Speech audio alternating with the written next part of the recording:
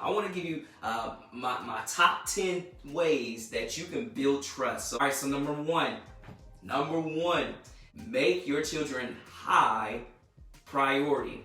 Now, if you're married, this is me. I believe spouse comes first and then comes the children. That are your high priority. If you're not married, your children need to be highest priority.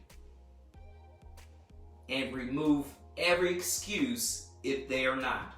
So if they're not number one, if they're not number two, if they're not a high priority in your home, you've got to remove everything to make sure that they know that they are high priority. I guarantee your trust level is going to go up in their lives if you make them high priority. All right?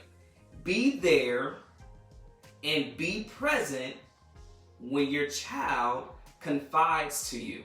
You see, there's nothing like a father who's physically there. Right? You're physically there, but you're really not there. You're checked out. You're too involved with games, or you're too involved in watching TV that you don't even know what's going on in your child's life. But when they get a moment and they want to talk to you, they say, "Dad, hey, can I tell you about my day?" Or, "Dad, can I tell you about something?" And you're watching something. Your attention is not there. That's going to lose trust. So, how we build it is be there for them. Choose to listen to them. You see, there's young people are dealing with a lot more these days. Dealing with the whole pandemic, dealing with hybrid schooling or being schooled at home. They're dealing with some things that, we may not, feel like they're dealing with. But I guarantee you, your trust level is going to go up the more you're able to listen to them, not judge them in the moment, but help talk it out, but listen first. Listen first and help talk them out. Cherish, number 3 is cherish their vulnerable moments and not exploit them in public. Cherish their vulnerable moments and not exploit them in public. For example, if your son is afraid of heights, you ain't got to type it in the post and send it out in the Facebook world or Instagram world or Twitter world. No, they confided in you about their fear of heights, not for you to make fun of it. That just doesn't make sense. Again, we're talking about building trust with your young people. If they share something with you, the father, that shouldn't be shared with the world. See, the world doesn't get access to those intimate moments between you and your children. Why? Because that's between you and your children. That's the bond. That creates trust. Number 4, keep your word. What? Yes, I said it. Keep your word. I don't care to the day I die. Actions speak louder than words. Somebody put that in the comment section. Actions speak louder than words. You see, we can tell our young people a dream. We can tell them, we're going to be there, but don't show up. I've seen so many relationships crushed because the lack of the follow through. If your child knows that you're not going to follow through, that means the trust has been broken. If you tell them you're going to be somewhere for them and you don't show up, that loses trust. So guarantee you, as you be there, as you follow through with whatever words that come out of your mouth, you're going to begin to build trust, and it's going to be very strong. So I encourage you to build trust. If you're watching this, share this video, because all fathers around the world just need a tune-up. This is Father's Day tune-up. So how can I be an even better father? Because don't think it's just for fathers who are not active and engaged. No, this is for fathers who are. But how can we add to it to be even more amazing? Listen, I want every child to scream from the rooftops, "My dad is the best dad in the world." I want them to say that about you. I'm sincere about this. I want them to brag about you at every moment. Come on now. It works. And so take it. Actions over words always makes more sense, okay? It makes a lot more sense. And so number 5, be consistent. Be consistent in being actively involved in their lives during sports and during life. I'll say it again. Be consistent in being actively involved in their lives. Not just sports, but sports and their lives. So that means you do have to intentionally spend some time with them. You do have to put down the joystick, or you do have to, you can pick up the joystick, and as long as they're right beside you, and y'all doing life together, then that's fine. But be consistent at being involved in their lives, even when it's things that you may not want to do. Be consistent at it, because here's the thing: you're developing a bond, you're developing a relationship, you're developing a strong relationship, and by you spending that consistent time with them, you put in time, and it's going to pay off. It's going to pay off in the long run. I guarantee you, it's going to build trust. Number 6, be honest. Tell the truth. Tell the truth. I teach honesty to my son all the time. Be honest. No matter the consequences, be honest. And I'm sure he's like, Dad, I don't know what kind of trouble I'm going to get. Regardless of the trouble, regardless of the decisions, the reactions, you got to be honest, because fathers, our sons and daughters, they need us to be that honest with them. Number 7 is one that I pulled from my book, Parenting Like a Boss, where I said, healed parents, healed children. I'll say it again. Healed parents, healed children. You see, if there's an unhealthy addiction and your children knows about it, that's within you, Father, you gotta get healed from it. Because I can guarantee you, trust is somewhere connected to it, that when they see you or when they hear from you, they're wondering about whatever that is. And whatever that is, that could be pulling you away from that relationship. And so I want to encourage you, brothers, healed fathers, healed children. The more you're healed, the better able you're going to be able to be the best father in the world for them. So do the work. Do the work. Do the work. Phone a friend. Phone a counselor. Phone somebody to help you get healed from that addiction. Whatever it is. I'm cheering you on. Your family is going to be cheering you on. And the people who truly love you, who truly love you and have your best interests at heart, are going to be cheering you on. That was number 7. Number 8, trust them to make the right decisions. So trust your children to make the right decisions, and also be there when they don't make the right decisions. I know it can be tough. I know it can be tough because you taught them the right way to do things. They didn't listen, so they bumped their head, and you told them, like, I told you not to do that. But sit them down. Don't scold them. Have them thinking out loud. All right, so you made that decision. So tell me about it. So what can you learn from it? My father often said, when he got in trouble as a young person, his mom would say, well, so did you learn something? And it was a simple question. Did you learn something? Because we understand in life as adults that if we don't learn from the situation and we bumped our head and maybe got some stitches along with it, if we didn't learn, it's most likely going to happen again. So let your children bump their head, but be there to talk it out with them without judgment, but with love. You hear me? Without judgment, but with love. Number 9, be transparent with them. and I'll say to a degree. As much as you can be transparent about the things that they may be experiencing and they may be going through, you're going to be the catalyst as the parent to help them get through it. You're going to be the one to say, I see son, or I see daughter.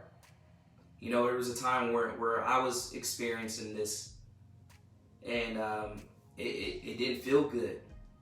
Simple one like rejection. It's simple one like rejection.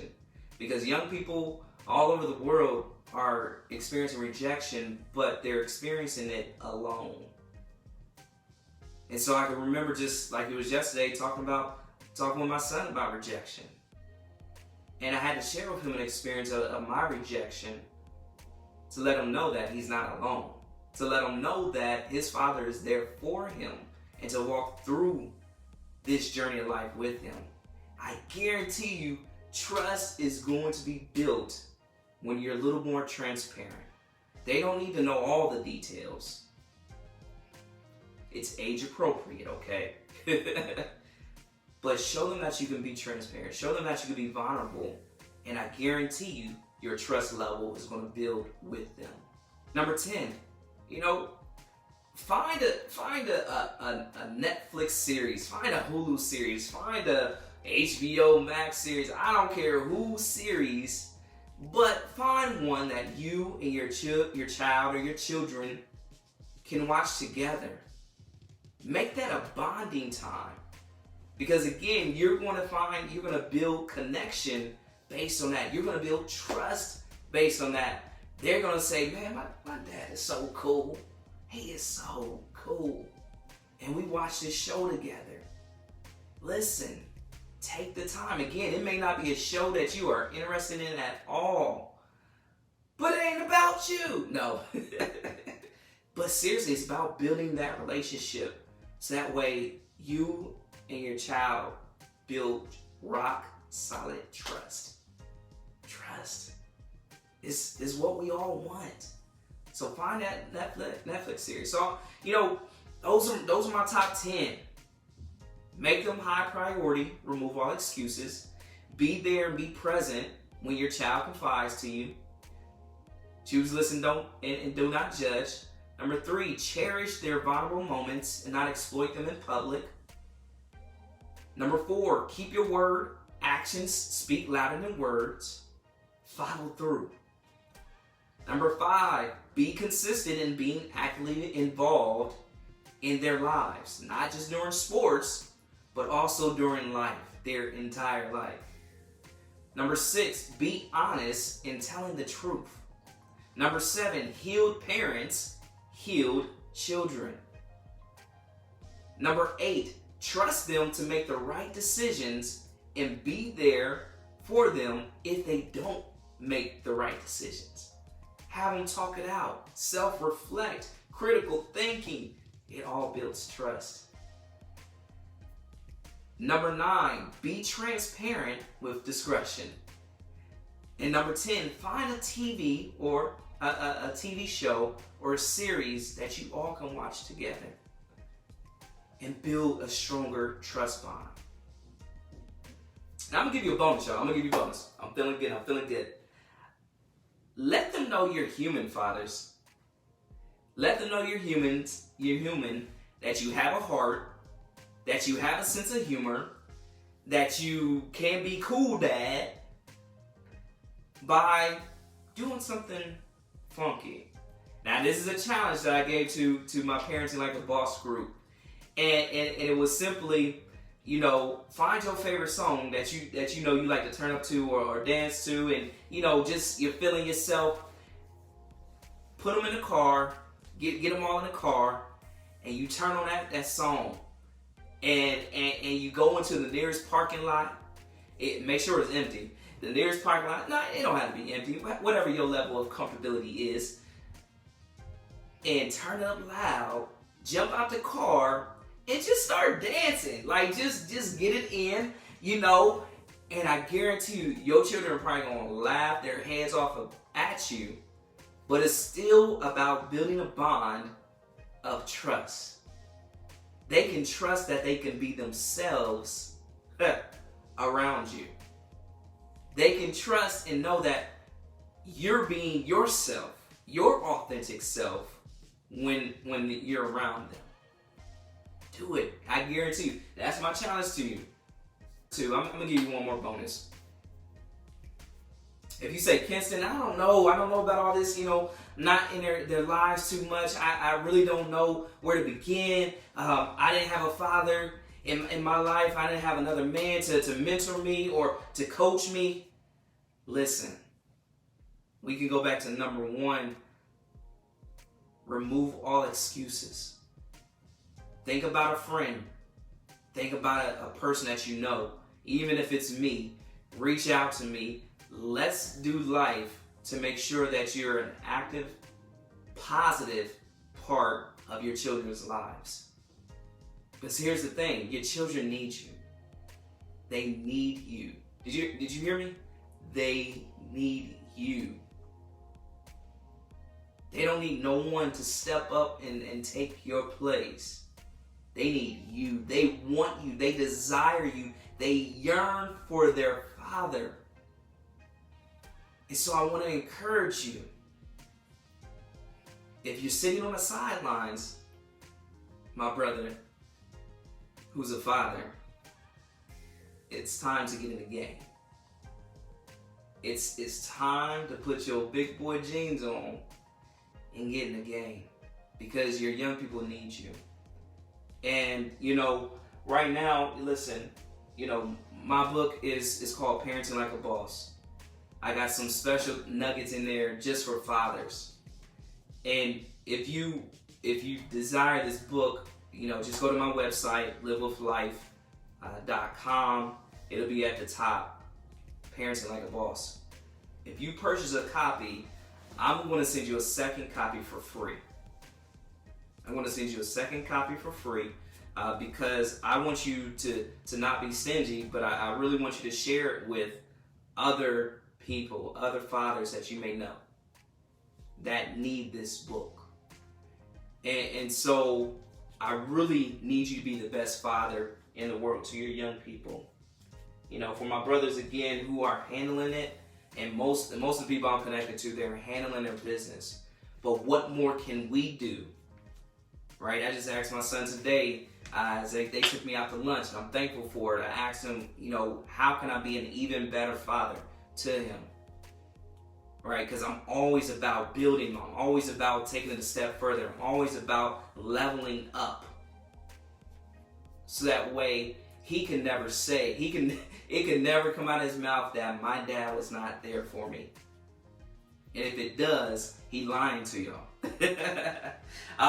But seriously, I encourage you, brothers, fathers, to really continue to parent like a boss, to be a dad boss, to do everything you can to be available for your young people, because trust is so crucial in making sure you have a healthy, thriving relationship.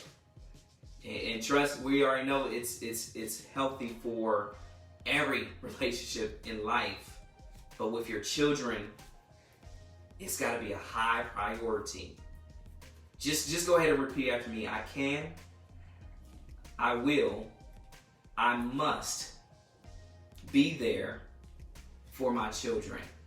Go ahead and say it again. I can, I will, I must be there for my children. I can't depend on nobody else, but only myself. I can't control anybody else, but I control myself and make that commitment to be there for them. Listen, I'm cheering you on, fathers. I celebrate you, and I'm going to continue to encourage you. Share this video with a brother who really needs to hear this message. Share it with them. Just say, hey, listen to Kenston. He's cool. Because our young people need us. They need us. So take care. Enjoy your Father's Day weekend. Turn up for Juneteenth. Celebrate it. Learn about it. Get involved in it. So peace and blessings. Take care.